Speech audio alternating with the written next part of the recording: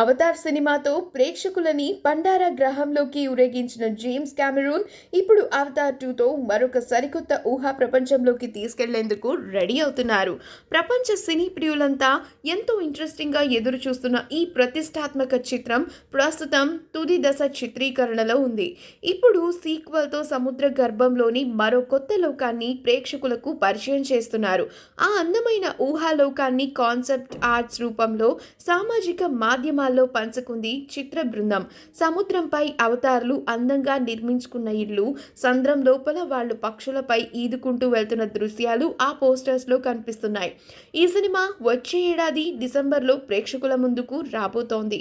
ఆ బ్యూటిఫుల్ పిక్చర్స్ని మనం ఇప్పుడు ఈ వీడియోలో చూసేద్దాం.